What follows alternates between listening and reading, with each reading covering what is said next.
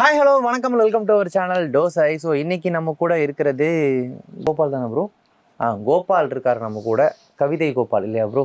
அப்படின்னு சொல்லுவாங்க, சொல்லிக்காங்க அப்படின்னு சொல்லுவாங்க. இந்த விஜய் சொல்லுவார்ல, அப்படிதான் வெளில பேசிக்கிறாங்க அந்த மாதிரி. எப்போ கோபால் கவிதை கோபாலா நீங்க? 2018 ஆனேன். 18லயே ஆயிட்டீங்க. எதுவும் பிரச்சனையா? ஏன் ஒரு மாதிரி பேய் அறிஞ்ச மாதிரி இருக்கீங்க? பிரச்சனை தான். மனுஷனா பிறந்தா வாழ்க்கையில் எல்லாமே பிரச்சனை தான். மனுஷனா பிறந்தாலே வாழ்க்கையில பிரச்சனை தான். எனக்கு ஸ்டுடியோவில் இருக்கமா இல்லை ஒயின் ஷாப்புக்குள்ளே புந்துட்டோமான்ற மாதிரி இருக்குது. தலைவன் ஆரம்பிக்கும் போது வேறு மோட்டில் இருக்காரு. சரி, ஓகே. 2018 கவிதை எழுத ஆரம்பிச்சிட்டிங்க. எந்த கவிதையில் ஃபேமஸ் ஆனீங்க? அதான் அந்த கடல் நீர் முப்புத்தான், கண்ணீர் முப்புத்தான், கண்டாரவளையும் நீ காதலிச்சே தப்புத்தான். அது தப்பான வார்த்தை இருந்தாலும் பரவாயில்ல அப்படின்ட்டு நான் போட்டேன். தப்பான வார்த்தை இருந்தாலும் பரவாயில்ல எழுதுவோம். ஏன் இருந்தாலும் பரவாயில்ல எழுதுவோம்? இருந்தாலும் பரவாயில்ல எழுதுவோம் அப்படின்னு நான் எழுதல. என் ஃப்ரெண்டு ஒருத்தன் இமானுவேல்னு ஒருத்தருங்க, அவன் ஸ்கூல் படிக்கும்போது அவன் யார்கிட்டயோ காப்பி அடிச்சு தான் எழுதினான். நான் வந்துட்டு காப்பி அடிச்சு கண்டாரவளிங்கிற வார்த்தை மட்டும் நான் நினைச்சுக்கேன். அந்த வார்த்தையை அவர்கிட்ட இருந்து இன்ஸ்பயர் ஆகி எடுத்திருக்கீங்க.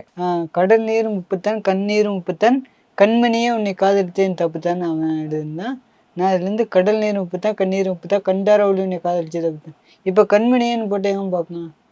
சரி, அதை புரிஞ்சுட்டு கண்டாரவளி உன்னை காதலிச்சே தப்பு. அப்போ வந்து கவிதை அவரோடது. அந்த வார்த்தையை மட்டும் நீங்க மாத்திக்கிட்டீங்க, ஃபேமஸ் ஆயிட்டீங்க. ஆமா. என்ன ஒரு ஃப்ளாஷ்பேக்கு. ஸோ கவிதை வேற ஒருத்தரோடது, கண்மணிக்கு பதிலாக இது போட்டீங்க. இப்போ ஒன்று சொன்னீங்க இல்லையா, கண்மணின்னு போட்டால் யார் ரசிக்கிறான்னு? கெட்ட வார்த்தை போட்டால் மட்டும் ரசிக்கிறாங்களா? ஆமாம், இப்போ கெட்ட வார்த்தை தான் ரசிக்காங்க. அப்படியா? இப்போ இப்போ நீங்கள் கவிதையை எடுத்து பாட்டில் போட்டிருக்கீங்கன்னு எதுக்கு போட்டிருக்கீங்க?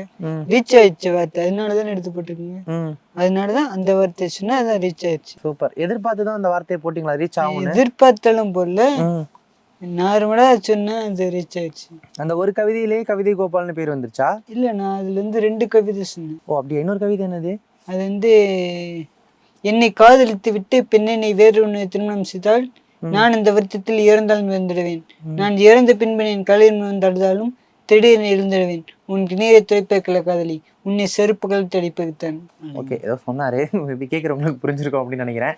நல்லா பேசிட்டு இருக்கீங்க. இந்த கவிதைன்னு பேச வரும்போது மட்டும் திடீர்னு வைரமுத்துவா மாதிரி செந்தமிழில் பேசுறீங்களே ஏன்? இல்ல, அது என்னன்னு தெரியல. அது அப்படியே உள்ளேருந்து ஆட்டோமேட்டிக்காக வருது.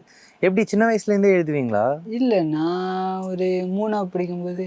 3ஆவது படிக்கும்போது நான் நிறைய இன்டர்வியூக்களில் பார்க்குறேன். ஒரு மாதிரி வாழ்க்கையை வெறுத்து போனதுலேயே இருக்கீங்க. இப்பயுமே கிட்டத்தட்ட அப்படிதான் இருக்கீங்க. கேட்டால் மனுஷனா பிறந்தா அப்படிதான்றீங்க. அப்படி என்ன நடந்துச்சு கோபால் உங்க வாழ்க்கையில? ஏமாற்றம். ஏமாற்றம்? யார் ஏமாத்துனாங்க? நிறைய நிறைய நிறைய காதலிகளா? சினிமா வாய்ப்பு. சினிமா வாய்ப்பு ட்ரை பண்ணீங்க? காதலி எல்லாம் பெண்களை தப்பா சொல்லி தான் நான் ரீச் ஆனேன். ஆனா தப்பு பண்ணி நான் ரீச் ஆகிடும். பெண்களை தப்பா ஒரு நிமிஷம் இருங்களேன். பெண்களை தப்பா சொல்லி தான் ரீச் ஆனீங்க, ஆனா தப்பு பண்ணி ரீச் ஆகல.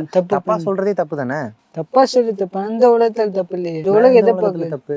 இந்த உலகத்துல நான் தப்பான வார்த்தை சொன்னேன், அப்பவுமே நான் தப்பு இருந்து நினைச்சிருந்தா நேரம் நான் இங்க உட்காந்துருக்க வேண்டிய அவசியம். தப்பான வார்த்தை சொன்னேன், அதை நீங்க தப்பா நினைச்சிருந்தா நேரம் நான் இங்க உட்காந்துருக்க மாட்டேன்றீங்க. உட்காந்துருக்க மாட்டேன். டிரான்ஸ்லேட் பண்ண வேண்டி இருக்கு. ஏன்?